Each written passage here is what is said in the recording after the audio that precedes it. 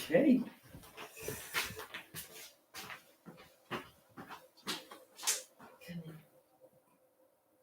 You can get a card in case you get chilly.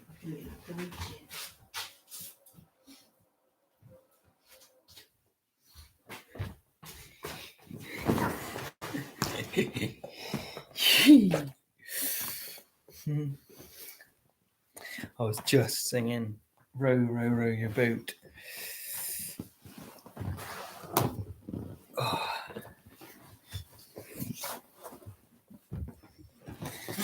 closer to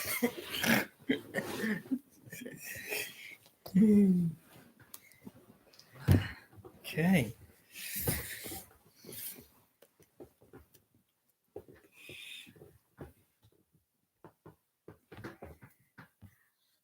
just want to see that it's working. Yeah.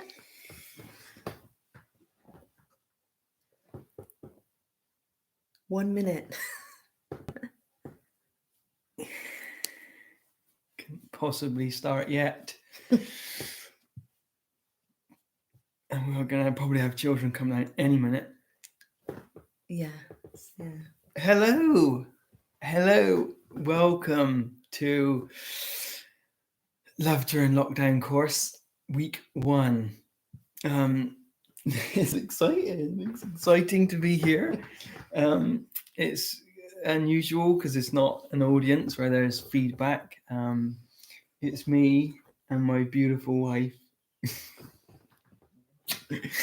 Kerry, who is insanely signed up to do this with me, and I'm just so grateful for that. So yes, welcome you guys. We'll get to that in just a moment, but first of all, we'll introduce ourselves. Some of you might know me, some of you really might not know me. My name's Benjamin Leppier, and this is my wife, Kerry Leppier. We are the marriage people. That's not just who we are, we're a lot more than that. We've been married for 8 years this September. Yeah. We've got 3 kids, Florence 7, Eden 5, and Willow 2. We live in a beautiful part of the world, a little village called Aylburton. If not, you can email kerry@themarriagepeople.co.uk if you want to say hi. We're hoping to do a bit of a shout out at some point. Kerry isn't distracted on a mobile phone here. She is going to be getting messages from people as we go, which we may or may not use in the content of this. Some people were having difficulty getting on, which is a shame. Really? It requires payment to watch? Apparently. Yeah. No way. Yeah. Okay, that's a bit of a shame. So some people are being asked to pay money. Which is not our intention. Which is not our intention, no, but perhaps the numbers are going up. So, there's not much I can do about that. Obviously, the recording's going to be available afterwards anyway. So, why are we qualified to run a marriage course? Well, we have focused specifically on marriage for about the last 3 years, and I've been coaching people for up to 11 years now. I think I clocked the hours spent once. I was up to that point. I was at about 6,000 hours, and since that time, I know I've done a whole bunch of more support work, coaching work, and they say it takes 10,000 hours to get to mastery. I don't know if that's true because I'm not there, but what I do know is in almost 7,000 hours of doing this kind of work, helping people get from where they are to where they want to be, the more I learn, the more I know that I don't know, and it's a wonderful thing. It's a wonderful thing we do. I absolutely love it. And some people are saying no one asked them for money, so yay. Thank you. Cool. Thanks, Nicola. It's just that person. Yes. Sorry, Jenny. Sorry. It's just amazing that you guys are here as well. Some of you absolutely wouldn't have your kids down to bed yet. This is unusually prompt, but we might get another visitor, so we just don't know. Focusing on your marriage at a time like this is a wonderful thing. It's really important. We think it's important to focus on marriage all the time, particularly now when you're isolated, spending an extraordinary amount of time together that you wouldn't usually, and I'm speaking generally here, not obviously every people are outside of this general comment, but to focus on your partner and to spend that time with her or him is really valuable, and we're really hoping to do that 1 hour justice tonight. Some of you guys who just cringe at this kind of stuff, talking about love, talking about happiness, talking about joy, and those kind of things that I like talking about as male. Quite unusual. Quite unusual, male. really. Not that I don't do macho stuff, but I'm just in touch with my emotions, and I've got no discomfort talking about it whatsoever. The truth is, the more I understand it and the more I'm willing to open up to it, the happier I become, which I guess kind of makes sense, really. Just a word about COVID-19. This pandemic has put everyone under more strain than they perhaps ever have been, especially marriages, as I said a moment ago. And this stress and pressure sits on top of all the other life pressures of earning money, paying bills, raising children, feeding children, getting some time together, looking after the house, finding a job if you haven't got one. You know, life's already a challenge, and this has just been incredibly, it's difficult to put words to, I think, really. And we just wanted to be honest and just open up for a moment about how would you say this pandemic has affected our connection and marriage? There's definitely been more fear, especially from me, and I think that is generally across the board, is from people that I've spoken to, the women, the ones kind of doing the shopping, the ones suddenly homeschooling, the ones maybe spending more time on social media and watching the news and, you know, wanting to protect your family. So there is a responsibility there to know what's going on, but there's definitely more fear among women and less denial probably as well about how long this is going to last and how dramatic it is, really. So yeah, I've noticed, especially when it comes to food shopping, I've recruited other people to be looking out for Tesco click and collect. Thank you, Debbie. Slots, because the thought of joining a queue to go into, for me to go to a supermarket where toilets are closed is just, it's just ain't gonna happen. I just cannot do it, can I? So there's just a bubbling of fear at the moment, which has an impact. Because when I'm afraid, I withdraw from you a bit, don't I? Yes, and that's just you working through the kind of stuff that we're going to be raising as issues on this first unit here. It's been a challenge for me as well. I know that, you know, we can be in control of what happens inside here, but there's a huge amount of stuff going on, and it is a really scary time. You know, people are being confronted with challenges that they never would have. And not only is the virus a problem, but the global fear pandemic has been incredibly powerful and really difficult to avoid. We are blessed in that being out in the countryside here, it really hasn't touched us much at all. And we just appreciate that there are hundreds of thousands of people, millions of people worldwide that will be affected by it. What we know to be true is that we help wherever we can, but focusing on happiness in our home is the best gift we can give to each other as partners, and the best gift we can give to our kids. And we just know how hard it is to keep the fear outside of the door. That is another module we're going to be plug for next section. Another cheerful one. Another cheerful one to cheer you up. Yeah. Yes, so helping you stay focused on what matters. Our intention for you tonight is to learn something of value, really, to relax, invest time in each other, hold hands, or sit at the opposite ends of the couch. You know, either is okay. It's great that you both got here, or even if it's just one of you learning how to do things differently on your relationship, that's great. Our intention is for more love in your home. Our intention is for more peace in your home and for more joy, particularly when you can play Riverdance through Alexa. What you might need, some paper and a pen. Try to keep your electrical devices outside of this environment. Just give them an hour off. Sorry, I don't know that. That's Alexa. Oh no, she doesn't know that. The kind of people we really enjoy helping are marriages that are having a challenging time, that have drifted apart because marriage wasn't all they thought it was cracked up to be, or they've had children arrive, and just the pressure and stress of life is just gradually, day by day, move them apart.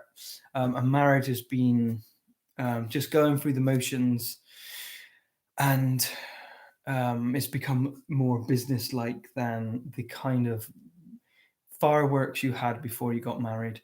We also love helping couples that want to bring more life and love into their homes and want to take their marriage from good to wonderful and great.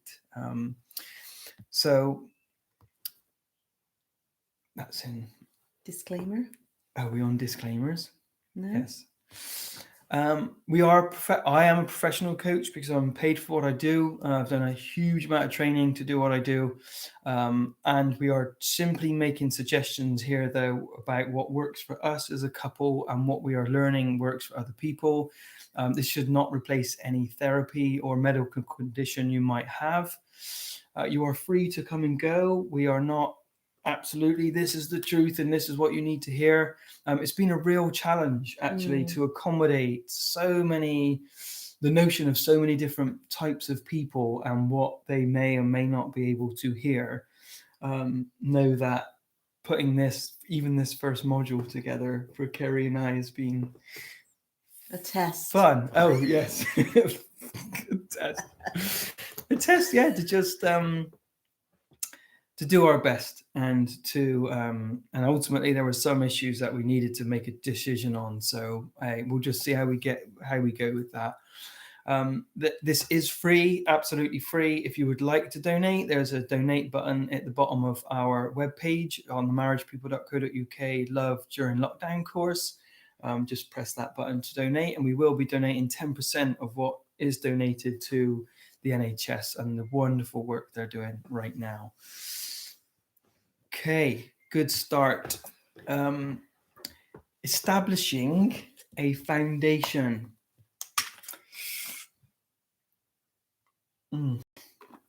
If we are trying to build on an inconsistent, poorly made foundation, we are literally doomed to fail.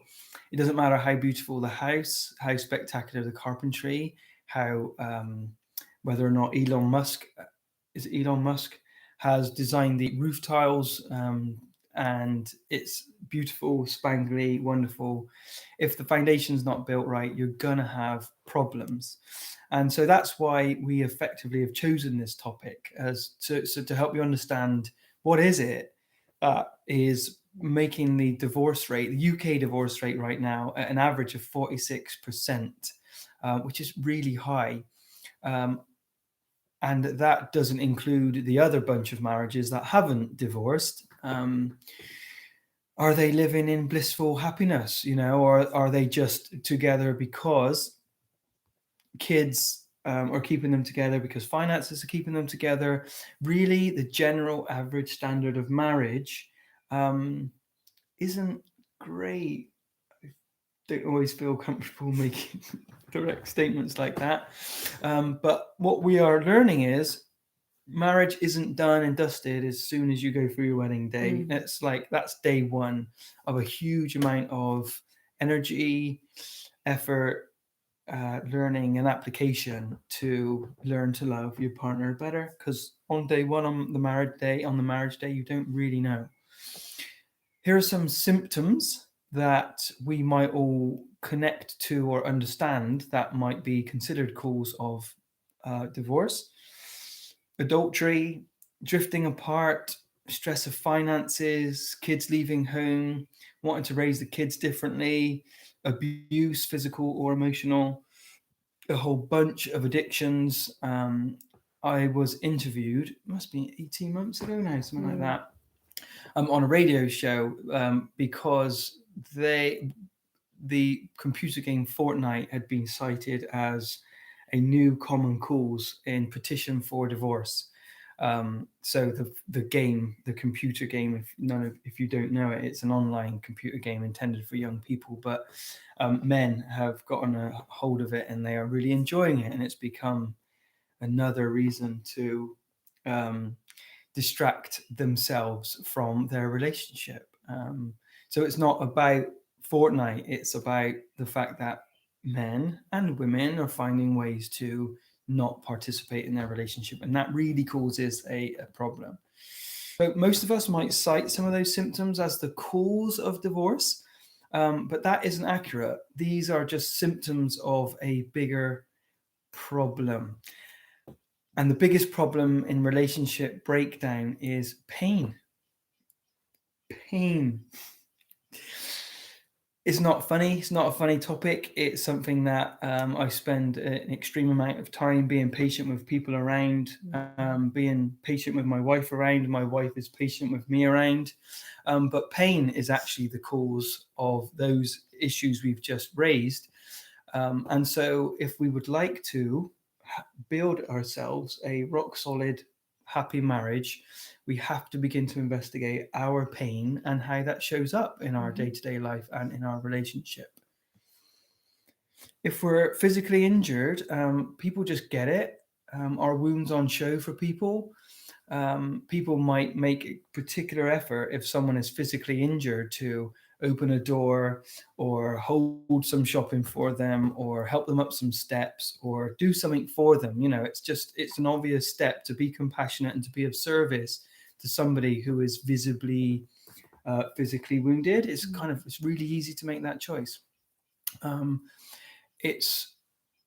Emotional pain is very different in the fact that we often hide it, we deny it,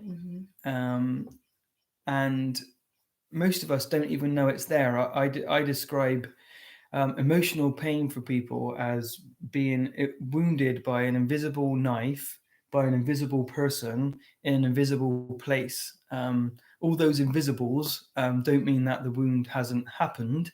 It just means that you can't see it. And because you're so close in your relationship, largely your partner is very close to that wound because they're closer to you than any other person on the planet. And we often link a painful emotional experience to being our partner's fault. And that's not really the case, which we're going to expand on a little more as we go on. Okay. Am I going to read the story? It's in green, it's you. Okay, we've got a little story here. Is it Stephen Covey? Stephen Covey from 7 Habits of Highly Effective People. So one Sunday morning on the subway in New York, people were sitting quietly, some reading newspapers, some lost in thought, some resting with their eyes closed. It was a calm, peaceful scene. Then suddenly a man and his children entered the subway car. The children were so loud and rambunctious that instantly the whole climate changed. The man sat down next to me and closed his eyes, apparently oblivious to the situation. The children were yelling back and forth, throwing things, even grabbing people's papers. It was very disturbing, and yet the man sitting next to me did nothing. It was difficult not to feel irritated. I could not believe that he could be so insensitive as to let his children run wild like that and do nothing about it, taking no responsibility at all. It was easy to see that everyone else on the subway felt irritated. So finally, with what I felt was unusual patience and restraint, I turned to him and said, "Sir, your children are really disturbing a lot of people. I wonder if you couldn't control them a little more." The man lifted his gaze as if to come to a consciousness of the situation for the first time and said softly, "Oh, you're right. I guess I should do something about it. We just came from the hospital where their mother died about an hour ago. I don't know what to do, and I guess they don't know how to handle it either." And the relevance of this story is to show that we don't know the degree of somebody's pain. And that's also true of our partners. Although we know our partners really, really well, probably better than anybody else on the planet, we don't always know their wounds, and we don't know when they're feeling pain or why. And we react to them in the same way that this dude on the subway did, in that we can be a bit impatient, a bit insensitive, and we can lack empathy and compassion because it can be really inconvenient to us when we're trying to do things and we're trying to live our life, and actually we're in quite a chirpy mood and they come in with their misery cloud, and stomp on us. So yeah, what we need to try and do is to try and have a bit more understanding and a bit more compassion. So when your partner is not in a great place, is to not think me, this is really inconvenient to me, but what is my partner communicating right now? What could be wrong with them? They're clearly in pain. Just try and switch that irritation or that inconvenience to compassion and love. Yeah,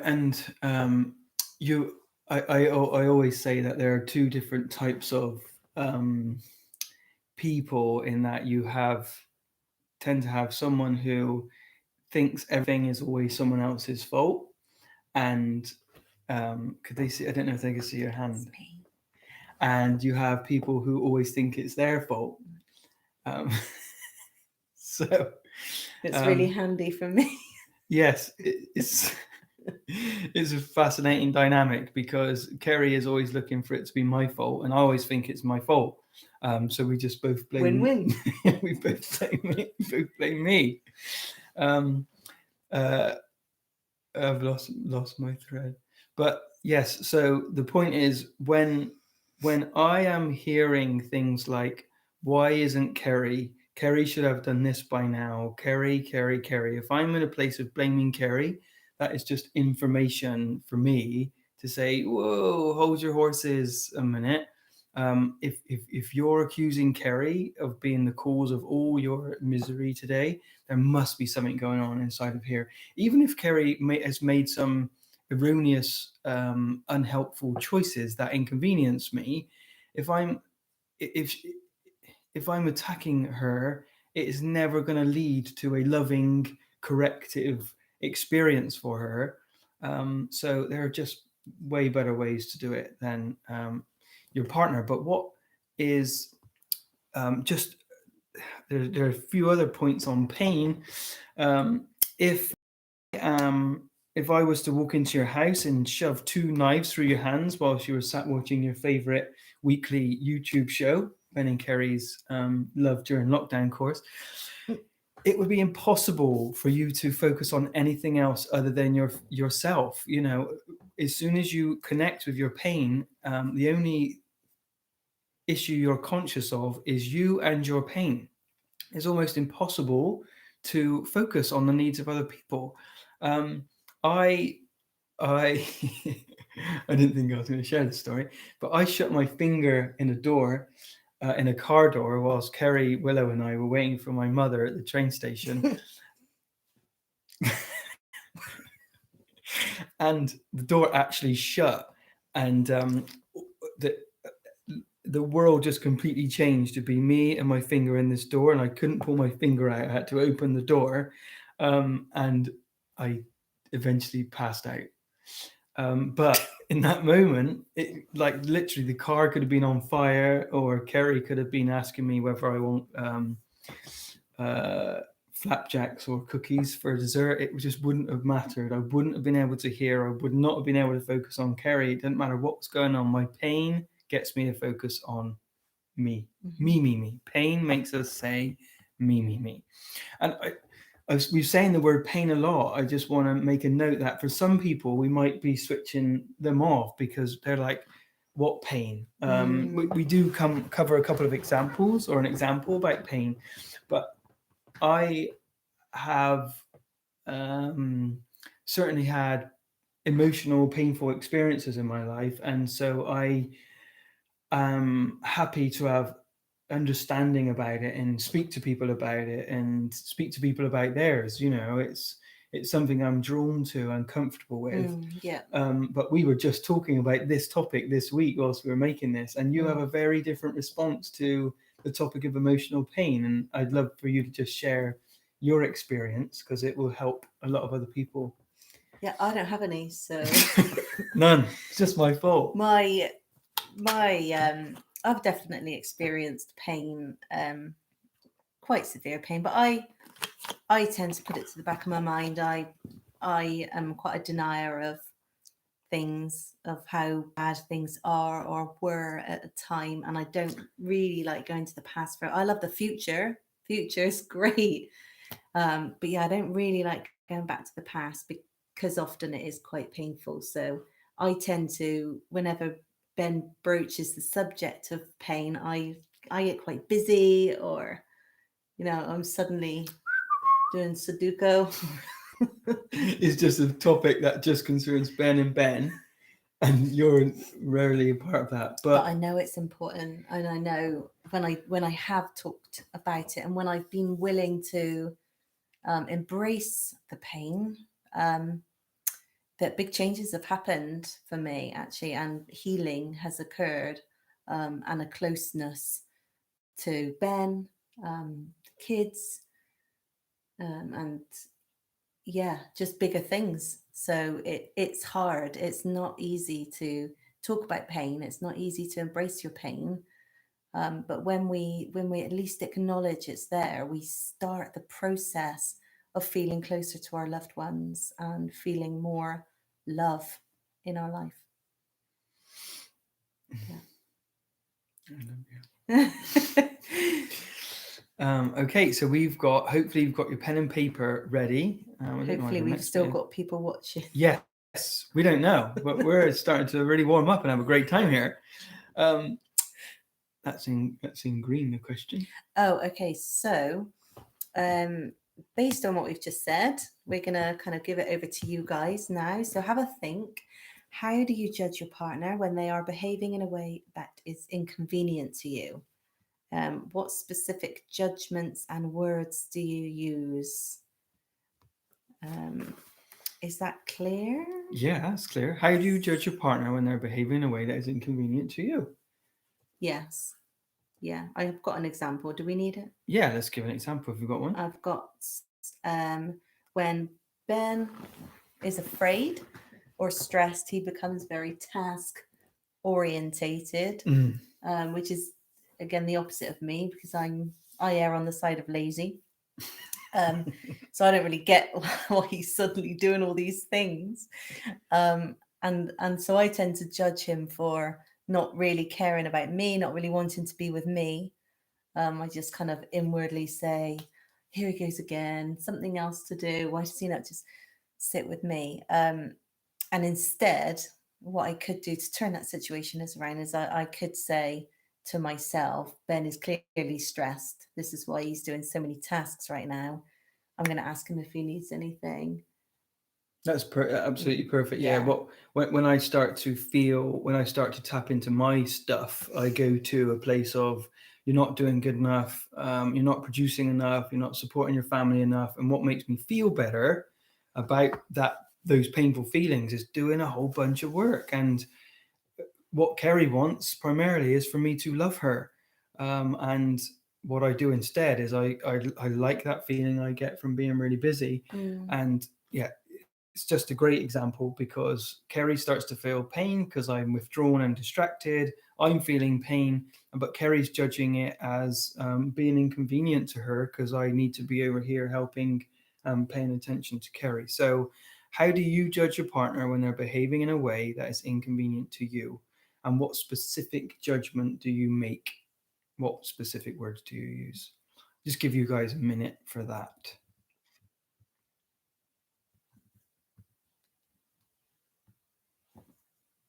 Check on questions.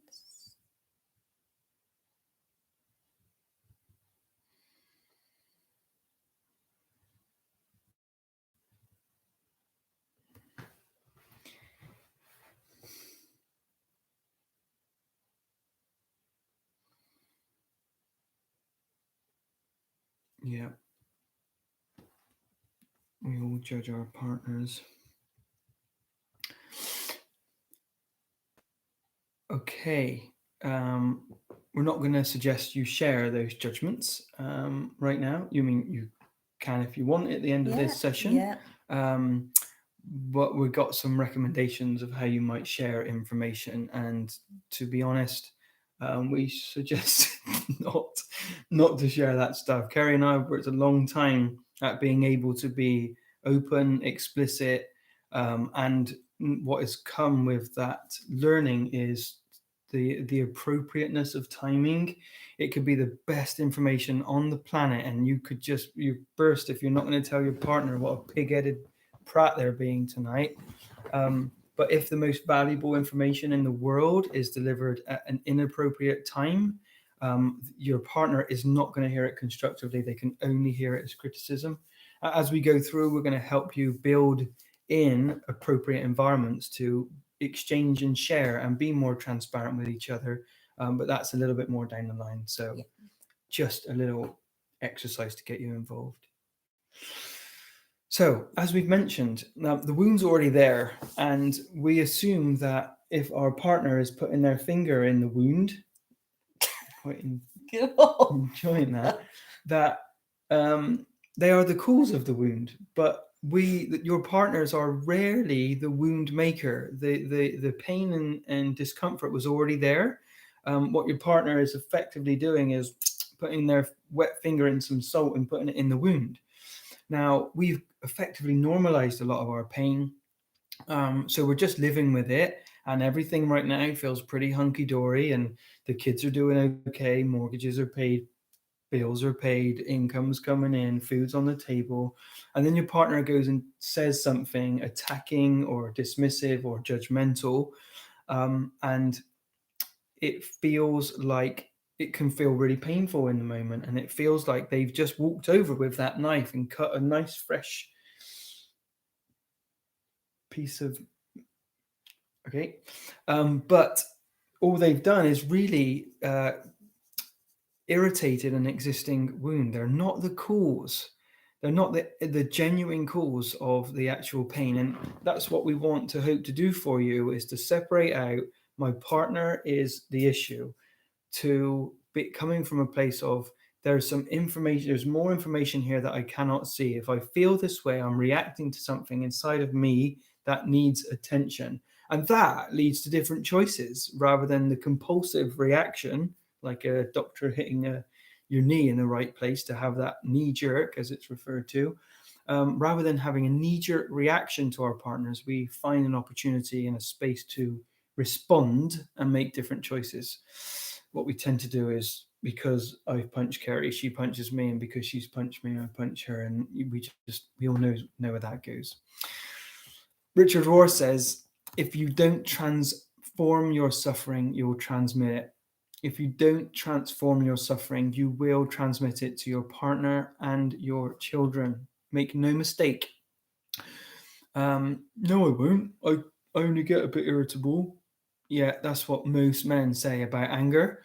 But when you're mildly irritable, just have a little look at your children's faces and see if they are comfortable and enjoying your company. Your company. Yeah.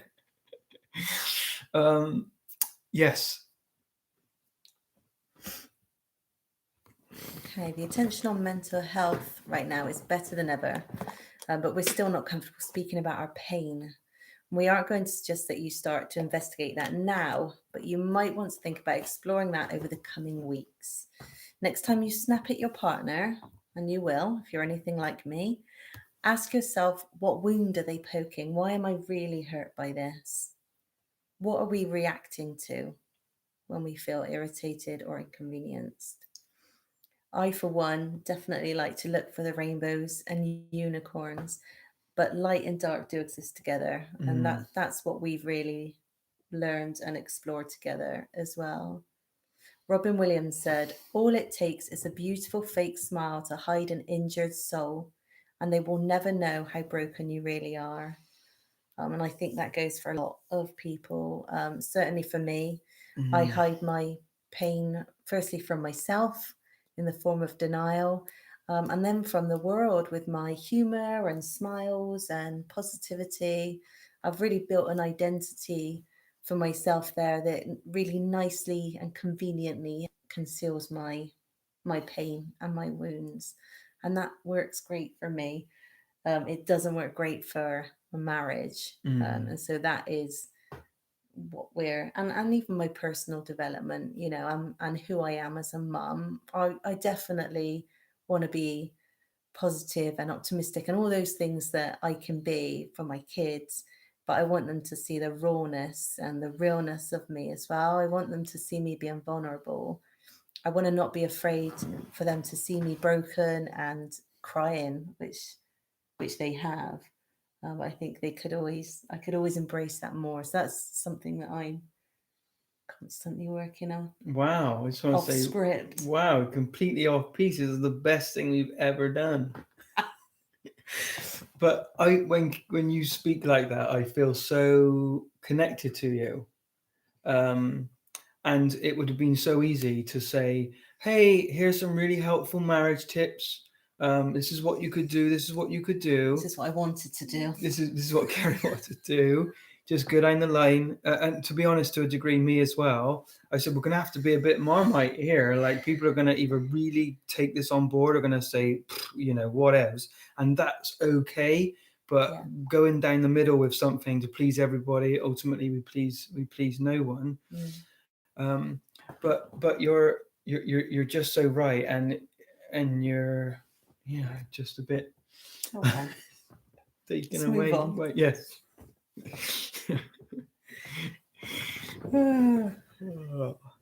Okay. Yes. So, last line on pain. Our pain and the relief of our pain makes who number one priority. It makes me the number one priority. And to establish, here's a step for you. If you're willing to acknowledge that there's some things you could do better, you just, if the pain thing's not working for you, okay, we absolutely are not insisting you need to adhere to what we're sharing with you. To establish a process of recovery, you make a new commitment, brand new commitment, like you're starting over. Or you might just want to start over for these 6 weeks. Just give it a go. Hey, let's start with a blank canvas. Let's learn to do things differently, because you are going to be, we don't know how long we're going to be in lockdown for. Kerry and I have done a huge amount of work on ourselves, a huge amount of work on our marriage, because we value it so much. Like, if our marriage starts falling apart, and you guys know this, if your relationship starts to fall apart, everyone suffers. And there is such a different dynamic in our home if we are full, personally, emotionally, spiritually, and our relationship is full emotionally and spiritually. The kids are a dream. There's always a relationship between parenting challenges and where you and I are. There's just no doubt. But I seem to be selling that point a lot, but you absolutely don't need to buy it. But to make a new commitment, didn't finish this sentence, to love your partner better. Like, why wouldn't you make that commitment? There's bound to be a way that you can learn some things to love your partner better. Because, do you know what? I would say that I love Kerry. I absolutely know that in my heart. But do I know how to love her perfectly? No, I really don't. And it's part of the evolution of who she is as a person. We've got 3 children now. She's changed a lot. I've changed a lot. So literally on a monthly basis, so many changes are happening. Even though I love her, like, learning how to love her, or the application of loving her, changes. And it's more than making time together. It looks like that's what I wanted to say a minute ago when you just opened up so beautifully. Was it's a disservice to say you just got to make more time for each other, because pain pushes you apart. So for people who don't want to be together for an hour at a time, why are they just going to spend more time together? Useless. Yes, on to making your partner your number one priority. Did you want to share that a little bit? We were going to talk about how making one another your number one priority is really quite difficult. Yes, is a big choice. If we could highlight that across the screen, we've now moved from pain to move away and learn to let go of your pain and transcend your pain to make your partner your number one priority. Yeah. And again, quite generally, men tend to prioritize work in the form of finances, providing for their family, so they can get a little bit consumed by their work. And women can get a little bit consumed generally by motherhood and work, of course. I'm a feminist. mildly sorry. Yeah, so I find it really difficult because we've got 3 young kids, 7 and under. They get a lot of my attention, time, and energy. And come 8 o'clock, when we sit down together, I'm pretty close to dead a lot of the time. But there are things I know that I can do. So, for example, me and Ben have a daily coffee together, don't we? We sit down, we have a hot drink, and it has to happen every single day. And in the mornings we'll go, what time are we going to have our coffee? And it's become like a ritual for us, hasn't it? And we will sit indoors, of course, sit in our little bay window and have our hot drink and just have a moment to ourselves. So we're not waiting until the end of the day to connect. And that for me has been quite transformational in how I can kind of prioritize you better. Yes, thank you. Blah blah blah. So we've just got a bit of a case study. Some people we've worked with and we have changed their names. The people that are listening that we have worked with might be thinking, you haven't told me about this. We'll put their email addresses at the bottom so you can. Kidding. Poppy and Carl. So Poppy's pain wound sounds like I don't matter. If she gets herself to a place of I feel I don't matter, all hell is breaking loose. And she becomes, and that wound is linked directly to her face. And her face indicates to anybody who's got half a brain cell that she is not happy right now. When we started working with Poppy, she was single and wanted to find a happy relationship, and something that she really felt was out of her reach. But she got to a place where she did meet a really wonderful guy. Carl, Poppy and Carl, his wound is I'm not good enough, right? So he's a good man. He's somewhat irresponsible in certain areas of his life. Initially, their relationship is good, but soon Carl starts to poke Poppy's I don't matter wound, and he does that by not considering her in some of his decisions. Whoa. He is stressed at work, always consumed by it. And he doesn't mean for that stress and work to consume him to communicate to his wife, you don't matter to me. But men, I'm speaking to you. When you are okay, it's about providing for the family. We're not saying give up providing for the family and just go and live in a tent, although that is going to be kind of fun if you choose that. We're saying that your stress and fear of not being enough is what becomes the number one priority. You and your ability or inability to provide becomes your number one priority. And it just reminds me, and even though we lost a phenomenal amount of money 8 years ago now, and 7 years to pay for it, it was over £100,000 worth of personal debt, which we victoriously paid back, and taught some beautiful lessons through it. Kerry's information to me was, I just want you to love me. And there I was sort of partly expecting her to say, to just condemn me, start to write the relationship off, want to leave, blah, blah, blah. And I was obviously feeling a lot of shame around the loss of that money. I would have just sunk into that hole and gone into a place of, I don't know the Spanish phrase for not communicating. No. No idea. Never would say that either. But she said, I just want you to love me. And what I heard was, I want you to make me a priority while we work our way out of this. And even though that principle sounds simple, it's not an easy choice to make. And that's why we're just suggesting you open up to this this evening. So, starting to learn how to do that as a cornerstone. Making your partner a number one priority won't instantly heal a lifetime of hurt, but it will ask a lot of you. It will ask you some big, powerful, loving questions of what does it even look like to prioritize my wife across this set of choices. And we've had a question actually that comes right into the remit of this topic, right in the center of this pandemic. So we'll move on to that in just a moment because time is flying. And just a reminder, if there are questions, you can pop them on the page or email me, kerry@themarriagepeople.co.uk, which I am just keeping an eye on. So we've got some helpful things to focus on whilst making this transition to making your partner a number one priority. Maybe you do already. Brilliant. So number one is to just be open to this information, which, if you're still here, you clearly are, and thank you and well done.